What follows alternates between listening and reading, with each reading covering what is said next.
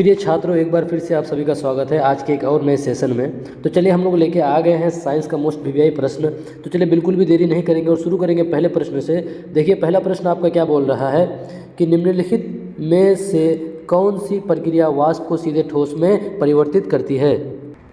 तो आप लोग जवाब दीजिए कि कौन सी प्रक्रिया वाष्प को सीधे ठोस में परिवर्तित कर देती है।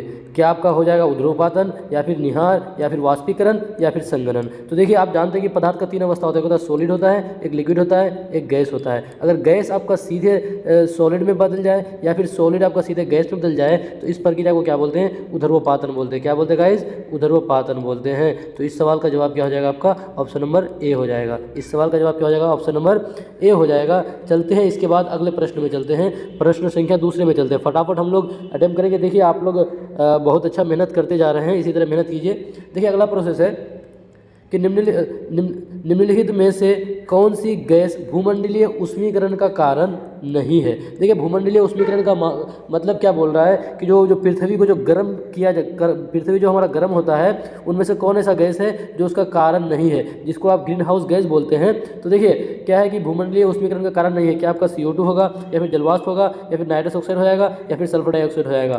तो देखिए आप जानते हैं कि आपका ग्रीन हाउस गैस के लिए आपका कार्बन डाइऑक्साइड भी जिम्मेवार है। आपका पृथ्वी को गर्म करने के लिए जलवाष्प भी जिम्मेदार है, और पृथ्वी को गर्म करने के लिए नाइट्रस ऑक्साइड भी जिम्मेवार है। तो ये तीनों तो होगा। आपका कौन जो SO2 है, सल्फर डाइऑक्साइड है, ये आपका भूमंडलीय ऊष्मीकरण के लिए जिम्मेवार नहीं होगा, उसके लिए कारक नहीं होगा। आप जानते हैं कि सल्फर डाइऑक्साइड और नाइट्रस ऑक्साइड, सल्फर डाइऑक्साइड और नाइट्रस ऑक्साइड ये दोनों क्या है? ये दोनों आपका अम्ल वर्षा का मुख्य कारक माना जाता है। तो इस सवाल का जवाब क्या हो जाएगा? ऑप्शन नंबर डी हो जाएगा। तो गाइस इसी तरह आप लोग मेहनत करते चले और पेन को भी साथ में लेके बैठे, जो भी इंपॉर्टेंट चीज़ हो उसको आप लोग नोट करते चले, और कमेंट बॉक्स में अपना बताते भी चले कि आपका कितना नंबर आता है।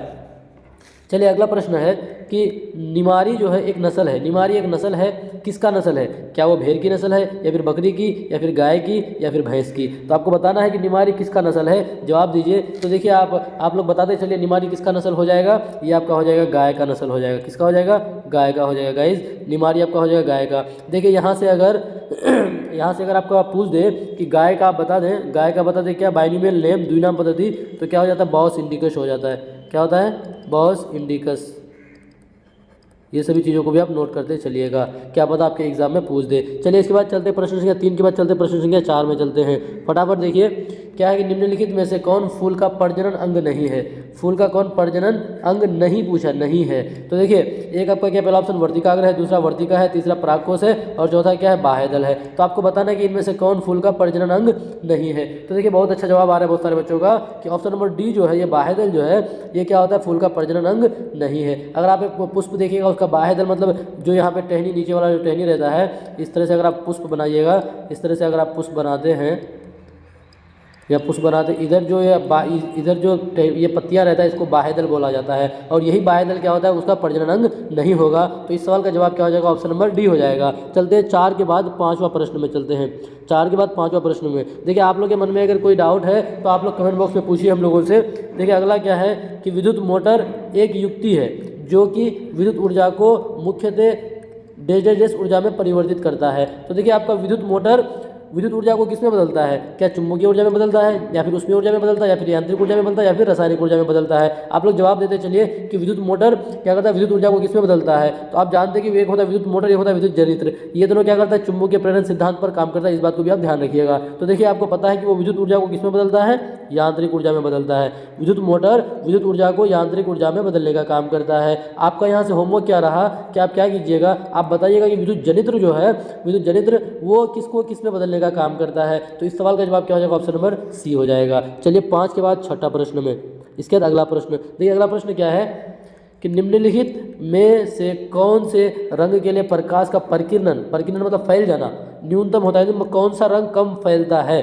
कौन सा रंग वायुमंडल में कम फैलता है? तो क्या आपका बैगनी हो जाएगा, या फिर नीला हो जाएगा, या हरा हो जाएगा, या फिर लाल हो जाएगा? आप जानते हैं कि जिसका वेवलेंथ जो है तरंग धैर्य, जिस रंग का तरंग धैर्य ज़्यादा होगा वो रंग क्या होगा, तरंग दैर्घ्य ज़्यादा होगा, उसका विचलन, उसका प्रकीर्णन क्या होगा, उतना ही कम होगा, उसका प्रकीर्णन उतना ही कम होगा और वो उतना ही दूर तक आपको दिखाई पड़ेगा। तो देखिए आप जानते हैं कि लाल रंग का जो तरंग दैर्घ्य है वो काफ़ी ज़्यादा होता है, लाल रंग का तरंग दैर्घ्य काफ़ी ज़्यादा होगा और इसलिए उसका प्रकीर्णन क्या हो जाएगा, न्यूनतम हो जाएगा। इस सवाल का जवाब क्या हो जाएगा गाइस, ऑप्शन नंबर डी हो जाएगा। देखिए हम लोग सारे चैप्टरों से सवाल लेके आने का कोशिश करते हैं ताकि आपके एग्जाम में कोई भी सवाल छूटे ना। बस इसी तरह आप लोग हमारे साथ बने रहें और मेहनत करते चले।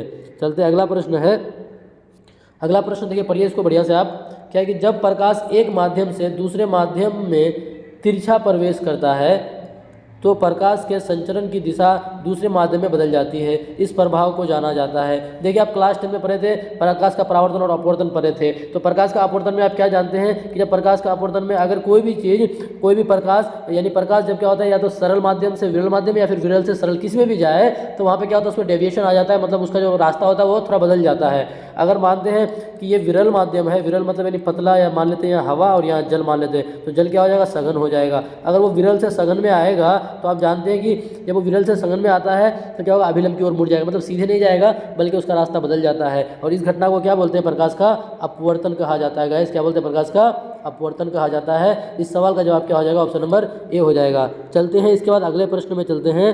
देखिए अगला प्रश्न क्या है कि मानव शरीर की कौन सी धमनी ऑक्सीजन रहित रक्त को ले जाती है। देखिए ऑक्सीजन रहित मतलब यानी बिना ऑक्सीजन वाला, बिना ऑक्सीजन वाला जिसमें मतलब ऑक्सीजन नहीं होगा, इसका मतलब उसमें क्या हो जाएगा, कार्बन डाइऑक्साइड हो जाएगा। तो देखिए आप जानते हैं कि धमनियों में क्या होता है, शुद्ध रक्त बहता है, आप जानते हैं। देखिए शुद्ध रक्त कौन सा होगा, जिसमें ऑक्सीजन रहेगा, जिसमें ऑक्सीजन रहेगा उसको क्या बोलेंगे, शुद्ध रक्त बोलेंगे। और जिसमें ऑक्सीजन के अलावा जैसे CO2 रहेगा उसको क्या बोलेंगे, अशुद्ध रक्त बोलेंगे। आप क्या जानते हैं कि शुद्ध रक्त किसमें बहता है गाइस, इस बात को भी आप लिखिएगा। शुद्ध रक्त जो आपका है ये शुद्ध रक्त किसमें, धमनियों में बहता है, शुद्ध रक्त धमनियों में बहता है। और अशुद्ध रक्त किसमें, शिराओं में, अशुद्ध रक्त शिराओं में बहता है। तो आप बताइए क्या बोला है कि ऑक्सीजन रहित, ऑक्सीजन रहित का मतलब यानी उसमें ऑक्सीजन नहीं होगा, यानी कार्बन डाइऑक्साइड होगा, और कार्बन डाइऑक्साइड होगा इसका मतलब वो अशुद्ध रक्त होगा। और अशुद्ध रक्त आपका देखिए यहाँ पे भी धमनी है, यहाँ पे भी धमनी है, यहाँ पे भी धमनी है, यहाँ पे भी धमनी है, वो आपका अशुद्ध रक्त किसमें बहता है, फुफ्फुस धमनी हो जाएगा। इस सवाल का जवाब क्या हो जाएगा, ऑप्शन नंबर सी हो जाएगा, ऑप्शन नंबर सी हो जाएगा गाइज। चलते हैं 8 के बाद 9वां प्रश्न में चलते हैं।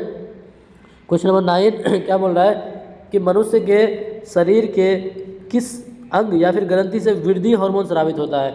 वृद्धि हार्मोन किससे स्रावित होता है, क्या आपका पीयूष ग्रंथि है या फिर आपका थायराइड ग्रंथि है या फिर वृष्ण है या फिर अंडाशय है। देखिए आप लोग को बताते चले, जो वृष्ण है इससे आपका कौन सा हार्मोन, टेस्टोस्टेरोन, टेस्टोस्टेरोन हार्मोन स्रावित होता है। आप लोग कमेंट उसमें बताते चले। थायराइड ग्रंथि जो है इसमें थायरोक्सिन हार्मोन, थायरोक्सिन हार्मोन इसमें स्रावित होता है। हिंदी में भी सेम लिखा जाता है। जो आपका पीयूष ग्रंथि है इसी में आपका ग्रोथ हार्मोन स्रावित होता है, पीयूष ग्रंथि से ही ग्रोथ हार्मोन स्रावित होता है। तो इस सवाल का जवाब क्या हो जाएगा, ऑप्शन नंबर ए हो जाएगा। इस सवाल का जवाब ऑप्शन नंबर ए हो जाएगा। चलते हैं इसके बाद अगले प्रश्न में चलते हैं। इसके बाद चलते हैं अगले प्रश्न में, रुकिएगा थोड़ा सा, हाँ चलते हैं अगले प्रश्न में। अब चलते हैं 9 के बाद 10वां प्रश्न क्या है।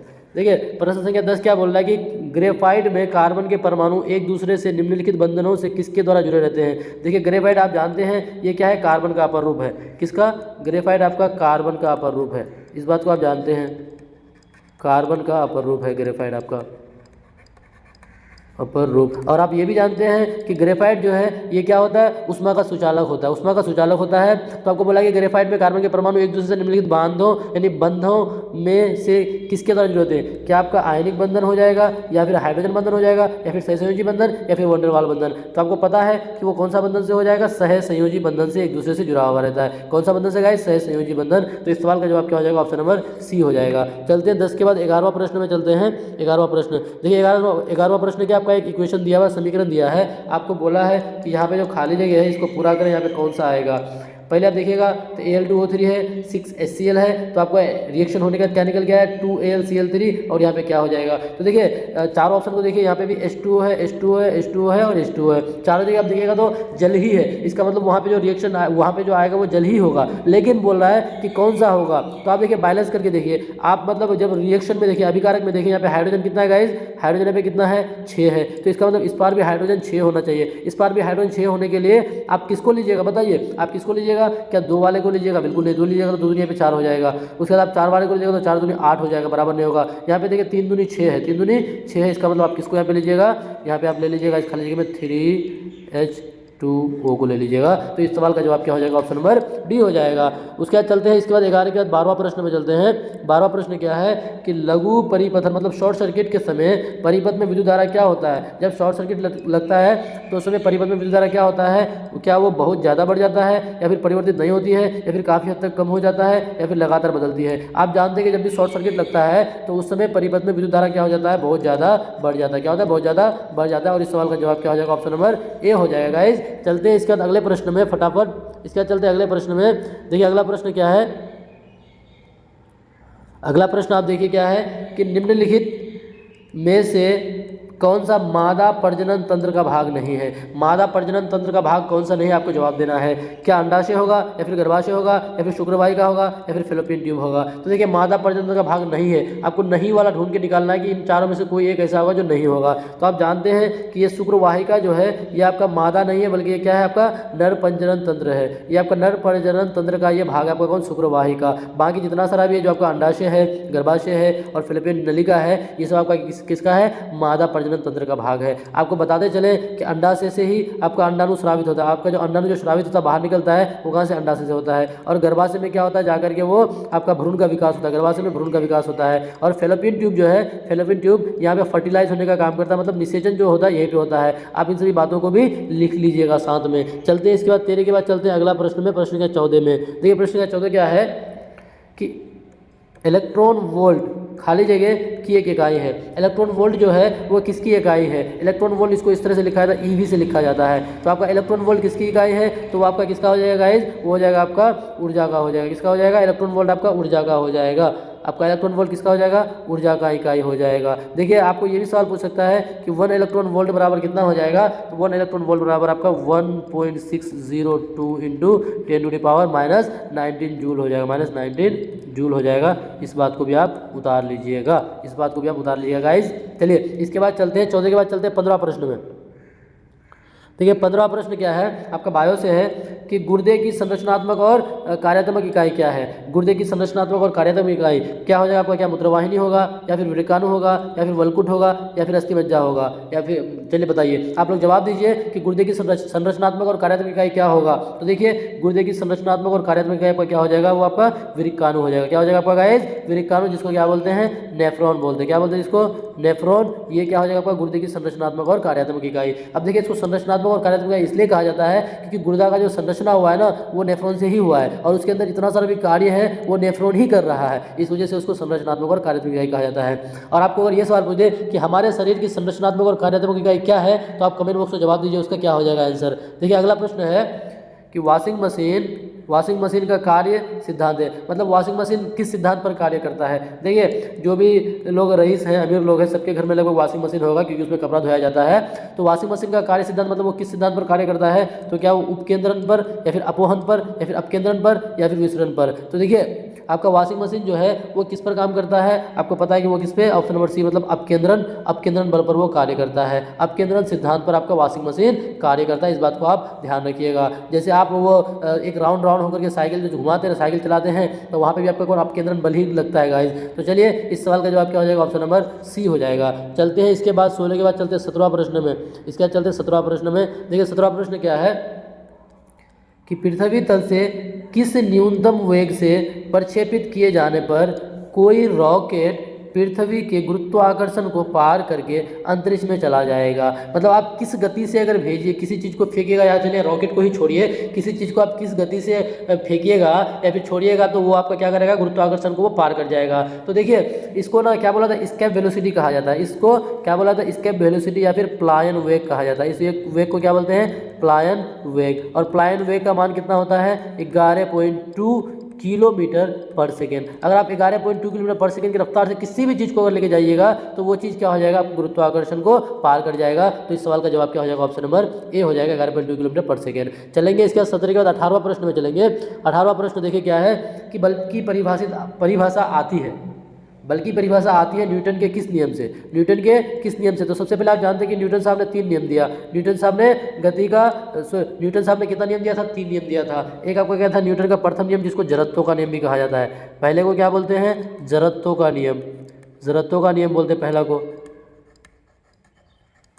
उसके बाद दूसरा क्या है? न्यूटन का द्वितीय गति नियम। सेकंड लॉ, ठीक है। उसका तीसरा नियम क्या है आपका, एक है तृतीय गति नियम, जिसको तृतीय ही माना जाता है इसलिए बोला जाता है, या फिर उसको संवेग संरचना का सिद्धांत भी बोला जाता है, ठीक है गाइज। तो देखिए बल की परिभाषा आती है, किससे आती है, तो आपको पता है कि बल की परिभाषा न्यूटन के द्वितीय गति नियम से आता है। क्या आता है द्वितीय गति नियम में, F is equal to M A, यहाँ नहीं, मतलब द्वितीय गति नियम यहाँ हो जाएगा, F is equal to M A हो जाता है, F is equal to M A, force is equal to mass into acceleration हो जाता है। तो आपका किससे आता है वो नियम, आपका न्यूटन के द्वितीय गति नियम से। द्वितीय गति नियम का ऑप्शन नंबर बी में है गाइज, गति के दूसरे नियम से यहाँ पे आंसर हो जाएगा। इस सवाल का जवाब क्या हो जाएगा, ऑप्शन नंबर बी हो जाएगा। चलते हैं 18 के बाद 19वां प्रश्न में चलते हैं। 18 के बाद 19वां प्रश्न में देखिए आपका क्या है कि रॉकेट किस सिद्धांत पर कार्य करता है, रॉकेट किस सिद्धांत पर कार्य करता है। क्या आपका वो न्यूटन का तृतीय नियम हो जाएगा, या फिर न्यूटन का प्रथम हो जाएगा, न्यूटन का द्वितीय हो जाएगा, या फिर आर्किमिडीज का सिद्धांत हो जाएगा, आप लोग बताते चलिए। देखिए आप जो गाड़ियों में बैठते हैं ना, गाड़ियों में कहाँ गया न्यूटन का प्रथम नियम, आप गाड़ी में बैठते हैं, गाड़ी में तो अचानक जो ब्रेक लगता है आप आगे चले जाते हैं, तो ये जो आपका नियम वो किस पे, आपका न्यूटन के प्रथम नियम के आधार पर होता है। उसके बाद न्यूटन का तृतीय नियम क्या होता है ना, हर एक एक्शन के अपोजिट इक्वल रिएक्शन। आप जैसे बॉल को दीवार में जितना जोर से मारिएगा वो उतना ही जोर से आपकी तरफ आता है, तो वो क्या है ना, न्यूटन का तृतीय नियम, आपका रॉकेट जो भी है वो न्यूटन का तृतीय नियम के अनुसार ही कार्य करता है। तो इस सवाल का जवाब क्या हो जाएगा, ऑप्शन नंबर ए हो जाएगा। चलते 19 के बाद चलते 20वां प्रश्न में। देखिए 20वां प्रश्न क्या है कि फोटोग्राफी में समानतः प्रयोग किए जाने वाले हाइपो का रासायनिक नाम।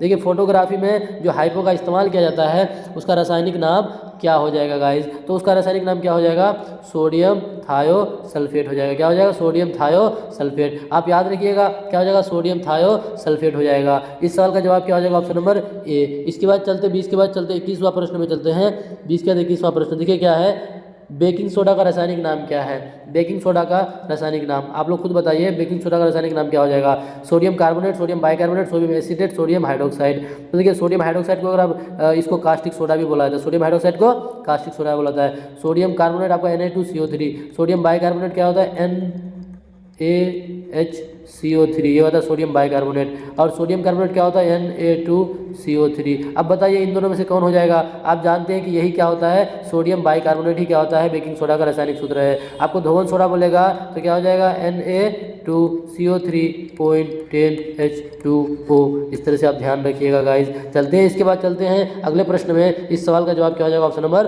बी हो जाएगा। 21 के बाद चलते हैं 22वां प्रश्न में। 22वां प्रश्न क्या है, देखिए अगला प्रश्न कि निम्नलिखित में कौन लोहे का अयस्क नहीं है। नहीं पूछा है कि कौन लोहे का अयस्क नहीं है, क्या आपका हेमेटाइट हो जाएगा, क्रोमाइट हो जाएगा, मेलाकाइट हो जाएगा, या फिर बॉक्साइट हो जाएगा। जी हाँ, जो आपका बॉक्साइट जो है ऑप्शन नंबर डी बॉक्साइट, ये आपका क्या होगा, लोहे का अयस्क नहीं है, बल्कि ये किसका, आपका बॉक्साइट किसका, आप लोग बताइए। ये एल्यूमिनियम का है। ये किसका है, एल्यूमिनियम का है, आपका एल्यूमिनियम का ये आपका अयस्क है गाइस, ध्यान रखिएगा बॉक्साइट। चलते हैं 22 के बाद चलते हैं 23वां प्रश्न में। 22 के बाद 23वां प्रश्न में देखिए क्या बोला है कि हरा कशिश, अशिश नहीं बल्कि हमें क्या हो जाएगा, हरा कशिश, मिसप्रिंट हो गया है, हरा कशिश का रासायनिक सूत्र है। क्या आपका CaSO4.2H2O, या फिर CaSO4.5H2O, या फिर FeSO4.7H2O, या फिर ZnSO4.7H2O। तो देखिए आपको बताते चले कि ZnSO4.7H2O जो है ये आपका कैसा है, ये आपका हो जाएगा सफ़ेद कशिश हो जाएगा। ये हो जाएगा आपका सफ़ेद कशिश, इसको भी आप ध्यान रखिएगा, सफ़ेद कशिश हो जाएगा। या FeSO4.7H2O ये हो जाएगा आपका हरा कशिश हो जाएगा, ये हरा हो जाएगा। और CuSO4 जो है ये आपका क्या हो जाएगा, नीला हो जाएगा, जिसको नीला थोता बोला जाता है, जिसको क्या बोला जाता है, नीला थोता। इन सभी चीज़ों को भी आप नोट करते हुए चलिएगा गाइस। इसके बाद चलते हैं, इसके बारे में आप लोग बताइए, CuSO4.2H2O क्या होता है, इसके बारे में आप लोग कमेंट बॉक्स में बताइए। चलते हैं इसके बाद 23 के बाद चलते हैं 24वां प्रश्न में। अगला प्रश्न क्या है, बोल रहा है कि शरीर की सर्वाधिक मजबूत हड्डी होती है। शरीर की सर्वाधिक मजबूत हड्डी कौन सी होती है, क्या जांघ की हड्डी, जबड़े की हड्डी, भुजा की हड्डी, या फिर गर्दन की हड्डी, कौन सी हड्डी सबसे मजबूत होती है। और आप लोग ये भी बताइए कि मानव शरीर में कितने हड्डियां पाया जाता है, मानव शरीर में कितने हड्डी पाया जाता है। ठीक है, तो देखिए सर्वाधिक मजबूत हड्डी किसका हो जाएगा, आपका जबड़े की हड्डी हो जाएगा। जो आपका जबड़ा का हड्डी होता है वो सर्वाधिक मजबूत हो जाता है। इस सवाल का जवाब क्या हो जाएगा, ऑप्शन नंबर बी हो जाएगा। चलते हैं 24 के बाद 25वां प्रश्न में।